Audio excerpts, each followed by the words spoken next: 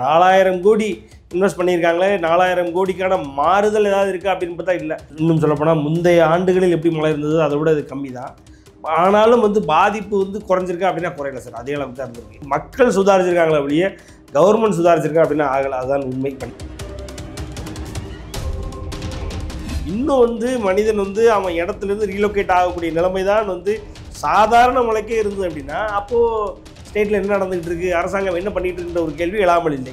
இன்றைக்கி ஏறக்குறைய சென்னையில் உள்ள 90% மேலான இடங்களில் ஸ்டாக்னன்ட் வாட்டர்ஸ் இருக்குது.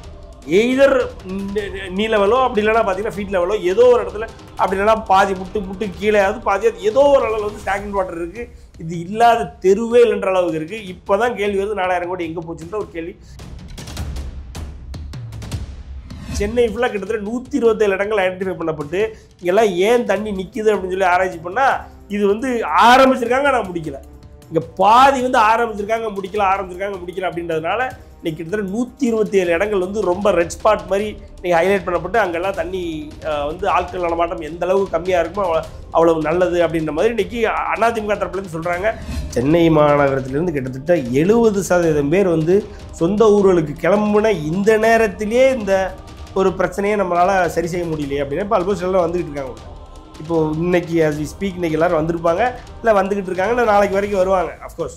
ஸோ அப்படிங்கும் பொழுது அவங்கெல்லாம் உள்ளே வந்ததுக்கப்புறம் இன்னும் நிலைமை எவ்வளோ கட்டுக்கடாமல் போகணும் நீங்கள் பாருங்கள். இது பாப்புலிஸ்ட் பேஸ் ஒரு கவர்மெண்ட் சார். இந்த கவர்மெண்ட் என்ன நடக்குது, மக்களுக்கு என்ன செய்யணும், ரியாலிட்டி என்ன, ரியாலிட்டியில் நடக்கிற இஷ்யூஸ் எப்படி மிட்டிகேட் பண்ணுன்றதை விட நாங்கள் என்னென்ன பண்ணிகிட்டு இருக்கோம் பாருங்கள், அதை ப்ரொஜெக்ட் பண்ணி அதை இன்றைக்கி மீடியா முன்னாடி காமிக்கிறதும் மக்கள் முன்னாடி எடுத்துக்கொண்டு காமிக்கிறதும் இங்கே போய் நடக்கிறதும் அங்கே போய் நடக்கிறதும் அதுக்கு ஒரு பிஜிஎம் போடுறதும் அதற்கு ஒரு திட்டங்களுக்கான பேரும் கம்ப்ளீட் ஒரு பாப்புலிஸ்ட் பேஸ்டு கவர்மெண்ட்டாக இருக்கிறதுனால மக்களுடைய ரியல் ப்ராப்ளம்ஸ் இங்கே சால்வே ஆகிறதில்லை, மிட்டிகேட் ஆகிறது.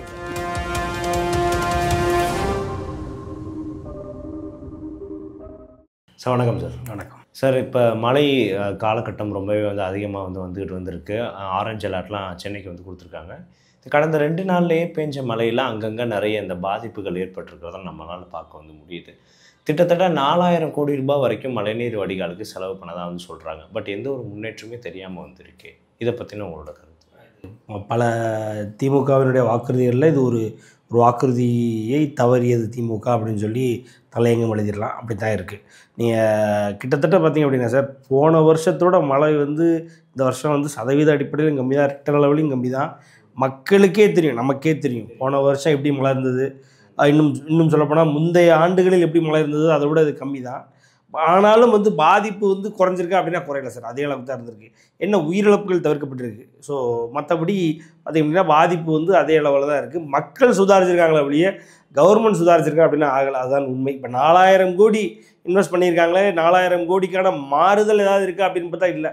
இப்போவும் செம்பரம்பாக்கம் ஏரி ஒன்றும் இல்லை, முந்தான அதனுடைய கொள்ளளவு 24 அடிகள், 22 அடியை தாண்டிருச்சு. 22 அடியை தாண்டினதுனால ஏரியை திறந்து விட்டாங்க. ஏரியை திறந்து விட்டு அவங்க என்ன அலர்ட் பண்ணுறாங்க அப்படின்னா, அடையாறு ஆற்று பாலத்தில் உள்ளவர்களும், அதாவது ஆற்றங்கரையில் உள்ளவர்களும், அதே மாதிரி கூவம் ஆற்றங்கரையில் உள்ளவர்களும் வேறு இடத்துக்கு போங்க, ரீலோகேட் பண்ணுங்கள், இதை தான் அவங்க சொல்கிறாங்க. இதைத்தான் பல ஆண்டுகளாக சொல்லப்படுது. அப்போ இந்த 4000 கோடி எங்கே?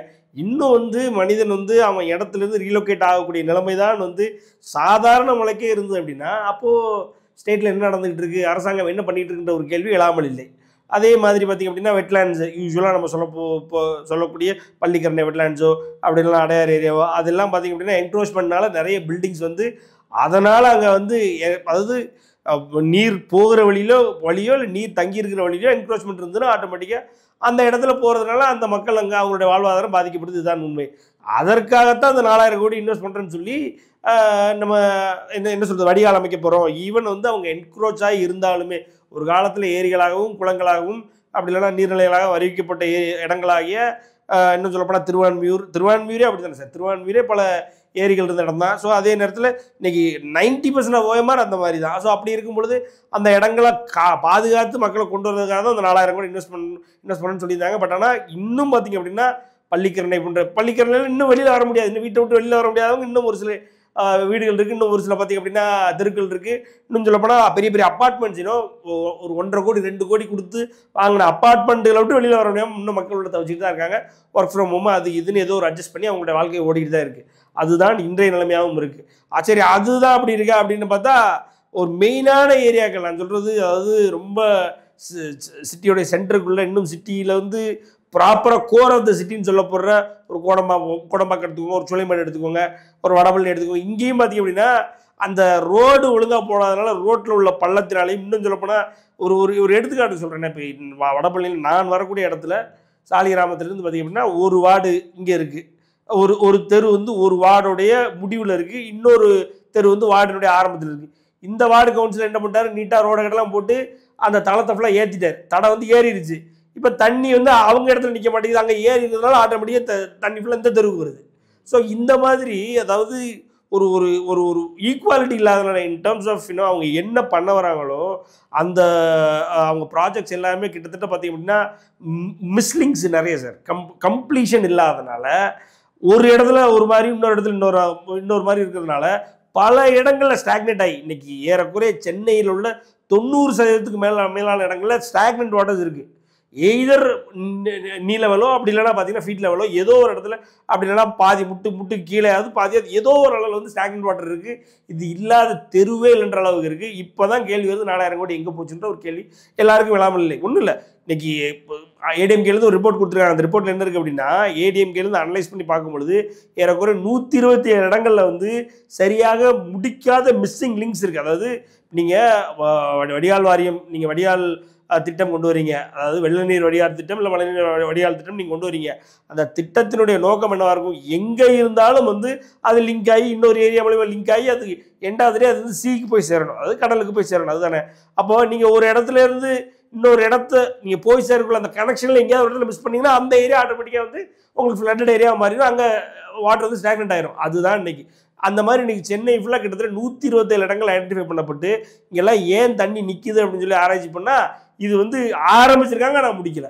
இங்கே பாதி வந்து ஆரம்பிச்சிருக்காங்க முடிக்கல அப்படின்றதுனால இன்றைக்கி கிட்டத்தட்ட 127 இடங்கள் வந்து ரொம்ப ரெட் ஸ்பாட் மாதிரி இன்றைக்கி ஹைலைட் பண்ணப்பட்டு அங்கெல்லாம் தண்ணி வந்து ஆட்கள் நடமாட்டம் எந்த அளவுக்கு கம்மியாக இருக்குமோ அவ்வளவு நல்லது அப்படின்ற மாதிரி இன்றைக்கி அதிமுக தரப்புலேருந்து சொல்கிறாங்க. சரி, அவங்க வைக்கிறது அலிகேஷன் நம்ம சொல்கிறதோட உண்மை அதை. அப்போ நம்ம ஆஸ் ஹியூமனாக as like citizen of Tamil Nadu, நம்ம இந்தியாவாக தமிழ்நாடு நம்ம போகும்பொழுது நமக்கே தெரியுது இல்லையா, ரெஸ்பெக்ட் ஆஃப் நம்ம எந்த கட்சிக்கு அலைன் பண்ணுறோம், நம்ம எந்த கட்சி பிடிக்கலன்னு சொல்கிறோம். இன்றைக்கி ஆளும் அரசாங்கத்தை பார்த்தா நம்ம கேள்வி கேட்க முடியும், ஏன் இது இப்படி இருக்குது அப்படிங்கும் பொழுது ஆட்டோமேட்டிக்காக அது பார்க்கும்பொழுது 127 இடங்களில் வந்து நீங்கள் மிஸ் ஆகிருக்கு அப்படின்றது வந்து அந்தந்த ஏரியா மக்களுக்கு, அது எந்த இடத்துல மிஸ் ஆகிருக்கோ அந்தந்த ஏரியா மக்களுக்கு. அதில் குறிப்பாக பார்த்திங்கன்னா ராமாபுரம் ஏரியாலாம் பார்த்திங்க அப்படின்னா தோண்டி போட்டதாக கிட்டத்தட்ட 1.5 வருஷம் இருக்குது சார். அதாவது இந்த வடிகால் திட்டம் ப்ராஜெக்டில் மழைநீர் இப்போ அது தோண்டி போட்ட இடத்துல ஃபுல்லாக மழைநீர் தேங்கியிருக்கு. இப்போ தெரியாமல் யாராவது ஒன்று வண்டியை போட்டு உள்ளே விட்டாலோ அப்படி இல்லை நடந்து போகும்போது தடுமாறி உள்ளே விழுந்தாலும் அவங்க தான், அவ்வளோதான். இது வந்து இந்த ஆட்சியினுடைய அவலத்தை தான் காட்டுது, இந்த ஆட்சியினுடைய நிர்வாக திறமையின்மை தான் காட்டுது. வேறு ஒன்றுமே நம்ம சொல்கிறதுக்கு ஒன்றும் இல்லை. இன்னும் பார்த்திங்க அப்படின்னா இன்னும் போக இன்றைக்கும் நாளைக்கும் பார்த்திங்க அப்படின்னா எல்லோ அலர்ட்லேருந்து ஆரஞ்சு அலர்ட்டில் நம்ம இருக்கோம். இன்னும் இது எப்படி போகுதுன்னு தெரியல, நம்ம கையில் எதுவுமே கிடையாது. அப்படிங்கும் பொழுது ஏற்கனவே செம்பரம்பாக்கம் ஏரியா திறந்து விட்டாங்க, இன்னும் போர் ஏரியா இன்னும் இருக்குது. நமக்கு வந்து அதாவது ஒரு ஒரு ஓகே என்ன நடந்தாலும் பரவாயில்ல அப்படின்ற ஒரு தைரியம் மக்கள் மனசில் வரல. அந்த தைரியத்தை மக்கள் மனசில் விதைக்கக்கூடிய அந்த ஒரு ஒரு ஒரு நிர்வாகத்தன்மை இல்லாத ஒரு ஆட்சியாகத்தான் இங்கே திமுக ஆட்சி, ஸ்டாலினுடைய ஆட்சி இருக்குது அப்படின்றது தான் உண்மை. இந்த ஒன்றும் இல்லை, இந்த 4000 கோடிக்கான வெள்ளை அறிக்கையை இவங்க கண்டிப்பாக இந்த அக்டோபர் மாதம், இந்த நவம்பர் மாதம் மழைக்கு அப்புறம் என்ன நடந்தது, என்ன ஆச்சு இந்த 4000 கோடின்றதை ஒரு வெள்ளை அறிக்கையாக கண்டிப்பாக வெளியிடணுன்றது ஒரு கோரிக்கையாக வைக்கிறேன். சரி, இங்கே தான் அப்படின்னு பார்த்தா திருச்சி, திருநெல்வேலி போன்ற பகுதிகளிலையும் பார்த்திங்கன்னா அங்கேயும் வந்து திருநெல்வேலியெல்லாம் ஒரு கடந்த வருடம் பார்த்திங்கன்னா ஏறக்குறைய சென்னையே திருநெல்வேலியில் 100 ஆண்டுகளுக்கு முன்னாடி, இன்னும் சொல்லணும்னா 50 ஆண்டுகள் 100 ஆண்டுகளுக்கு முன்னாடி இந்த மாதிரி ஒரு நிலைமை வந்து அதை விட ரொம்ப மோசமான ஏறக்குறைய வீடுகளே இழந்து தவிக்கிற ஒரு சூழ்நிலை வந்து திருநெல்வேலி மாவட்டத்தில். இந்த வருடமும் அதற்கு சற்றும் நிகரான இல்லை சற்றும் குறையாத ஒரு ஒரு ஒரு விஷயம் நடந்துகிட்டு இருக்குது திருநெல்வேலி மாவட்டத்தில்னு சொல்கிறாங்க. ஆனால் அதுக்கு ஏதாவது ஒரு வழி இருக்கா? இவங்களுடைய இந்த 4000 கோடியோட ஃபோக்கஸே சென்னைக்கு தான் இருக்குது. அப்போ வேறு ஒரு மாவட்டங்களில் வேறு ஒரு மாவட்ட தலைநகர்களே இதெல்லாம் வந்து எந்த அளவுக்கு இருக்கும் அப்படின்றதெல்லாம் நம்மளால் ஏற்றுக்கூட முடியாது. ஸோ அப்படி தான் இருக்குது. இங்கேயே பார்த்திங்க அப்படின்னா நம்ம நார்த் சென்னையெல்லாம் எடுத்துக்கிட்டிங்கன்னா ப்ராப்பராக அதாவது எக்ஸ்கவேட் பண்ண சொல்லிட்டாங்க, நீங்கள் இடத்த வந்து காலி பண்ணிட்டு போயிருங்க அப்படின்னு சொல்லி. இப்போவே பார்த்திங்க அப்படின்னா ஒரு சில இடங்கள்ல அதாவது நீங்கள் அங்கே உள்ள அந்த அரசு ஏற்படுத்திட்டு இருக்கிற தங்கும் விடுதிகள்லாம் இருக்கும் இல்லையா, அந்த மாதிரி காலகட்டத்தில் போர்க்கால அடிப்படையில் ஏதாவது ஒரு விடுதியில் ஏற்பாடு செய்வாங்க இல்லையா, அங்கே போய் தங்குற சூழ்நிலையெல்லாம் வந்துருக்குன்னு தங்கியிருக்கிறாங்க மக்கள். ஸோ அதான் இன்னும் சொல்லப்போனால் டவுன் சவுத் கூடுவாஞ்சேரி ஏரியா, அதாவது இது பெருங்குளத்தூரை தாண்டி பள்ளிக்கரணை ஏரியாலலாம் கம்ப்ளீட்டாக வந்து ஜோன்ட் அவுட்டாக இருக்காங்க. ஸோ சென்ற ஆண்டிற்கு சற்றும் குறையாத, இன்னும் சொல்லப்போனால் அந்த 4000 கோடி எங்கே இன்வெஸ்ட் பண்ணாங்கன்ற அளவுக்கு ஒரு பெரிய கேள்வி, ஒரு மிகப்பெரிய கேள்வி எழக்கூடிய அளவுக்கு தான் இன்றைக்கி அரசாங்கம் இருக்குது. அரசாங்கம் வந்து துரிதமாக, அதாவது மக்கள் மனசில் ஒரு தைரியம் வரணும், அதற்கான வேலைகளை பார்க்கணும். இந்த எங்கெங்கே மிஸ்ஸிங் லிங்க்ஸ் இருக்கோ அதெல்லாம் வந்து மறுபடியும் ரீகனெக்ட் பண்ணி, அப்படி இல்லைனா அட்லீஸ்ட் கனெக்ட் பண்ணி இப்போதைக்கு துரிதமாக வேலை நடக்கணும். இடையில ஒரு அமைச்சர் கூட சொன்னார், மோட்டர்லாம் நாங்கள் ரெடியாக தான் வச்சுருக்கோம், எல்லாம் ரெடியாக தான் இருக்குன்னாரு. அட்லீஸ்ட்டு மோட்டர் ரெடியாக வைக்கிறது வந்து ஒரு பெருமை கிடையாது, அது வந்து ஒரு டெம்பரரி ஃபிக்ஸ் தான். அந்த டெம்பரரி ஃபிக்ஸை நீங்கள் எப்போ பெர்மனெண்ட்டாக மாற்றுவீங்கன்றதான் கேள்வி. அதற்கு தான் இவ்வளோ நிதி ஒதுக்குனது. அப்போ இன்னும் நீங்கள் டெம்பரரி ஃபிக்ஸ் தான் வச்சுருக்கீங்கன்றதே ஒரு வெட்கக்கேடு தான். அப்படி அந்த டெம்பரரி ஃபிக்ஸை வச்சு அட்லீஸ்ட் இப்போதைக்கு நீங்கள் கடந்து மக்களுடைய எண்ணலை துடைக்கணுன்றது ஒரு ரெக்வஸ்ட்டாக வைக்கிறோம். ஆமாம், இப்போ வருஷம் மேயர் பிரியா அவர்களும் வந்து ப்ரெஸ்ஸை வந்து பார்க்குறப்ப இத்தனை இடங்களில் முடிச்சிட்டோம், பணி நிறைவாக இருக்குது, இத்தனை கோடிகள் செலவு பண்ணியிருக்கோம் அப்படின்ட்டு தொகைகளும் இடங்களும் வந்து சொல்கிறாங்க. ஆனால் இவங்களே தான் நீங்கள் இப்போ மென்ஷன் பண்ணியிருக்கிற மாதிரி ஒவ்வொரு தடவையும் பெரிய மழை பெஞ்சா மோட்டார் வாகனங்களை கொண்டு வந்து நிப்பாட்டுறதையும் பார்க்க வந்து முடியுது. இப்போ மழை ஆக்சுவலாக ரொம்ப சீக்கிரமாகவே வந்துருச்சு. நமக்கு தீபாவளி ஒட்டி இந்த டைமில் வரும்ன்ற எக்ஸ்பெக்ட் வந்து பண்ணலை. இல்லை, இது அந்த மழையா அப்படின்றதே ஒரு கேள்வி தான் சார். அதாவது நான் என்ன சொல்கிறேன்னா, இன்றைக்கி பருவநிலை மாற்றம்ன்றது நம்ம கண்ட்ரோல் இல்லை. கம்ப்ளீட்டாக வந்து ஒரு 10-20 வருடங்களுக்கு முன்னாடி எப்படி இருந்தது அப்படின்றது கம்ப்ளீட்டாக அப்போ வந்து ஒரு கண்ட்ரோலில் இருந்தது. நம்மளால் ஐடென்டிஃபை பண்ண முடியும், ஐடென்டிஃபை பண்ணி ஃபோர்காஸ்ட் பண்ணி இது இப்படி தான் நடக்கும்ன்றது நமக்கு தெரியும். இப்போது டு பி ஃப்ராங்க், அப்படி இல்லைனா இஃப் யூனோ சம்மரே வந்து சம்மர் மாதிரி இல்லை. அஃப்கோர்ஸ் யூனோ ஒரு டைமில் வந்து சம்மர்ன்றது ஒரு நமக்கு தெரியும், டிஸ்டிங்க்டாக தெரியும். அதில் இந்த குறிப்பிட்ட நேரத்துலேருந்து இந்த குறிப்பிட்ட நேரம் வரைக்கும் அப்படின்றது நமக்கு தெரியாது. இப்போ பார்த்தீங்கன்னா அப்படி இல்லை, ப்ராப்பராக பார்த்தீங்கன்னா. ஆனால் ஒரு ஜூலை ஆகஸ்ட் மாதம் வந்து அந்தளவுக்கு வெயில் இருக்குது. அதே மாதிரி இப்போ நவம்பருக்கு அப்புறம் இல்லை அக்டோபருடைய எண்டு இல்லை ஆரம்பித்து நவம்பர் ஆரம்பத்துலேயும் நவம்பருடைய எண்டுலேயும் பார்த்திங்கன்னா மழை ரொம்ப இருக்கும். தீபாவளியை ஒட்டி மழை தூரும். ஆனால் நேற்று பெஞ்ச மழைலாம் வந்து இது அன்எக்ஸ்பெக்டடான ஒரு டர்ன் அவுட் தான் இது. அப்படிங்கும் பொழுது இதுதான் நம்ம எக்ஸ்பெக்ட் பண்ணிகிட்டு இருக்க அந்த வெள்ள அந்த என்ன சொல்கிறது, அந்த அளவுக்கான ஒரு மழையா அப்படின்னா இல்லை. ஸோ பேபி இருக்கலாம். இன்னும் ஃபியூச்சர் நமக்கு என்ன இருக்கும் அப்படின்றது இன்னும் போக வரக்கூடிய நாட்களாக தான் தெரியும். இதுக்கே நம்ம இந்த அளவுக்கு கஷ்டப்படுறோம் அப்படின்னா இன்னும் போக என்ன மாதிரி ஆகுன்றது வந்து ஆட்டோமேட்டிக்காக வந்து அரசாங்கம் தான் அதுக்கு பதில் சொல்லணும். அரசாங்கம் ஃபோர்காஸ்ட் பண்ணி அதற்கான வேலைகளை முதல்ல பண்ணணும்.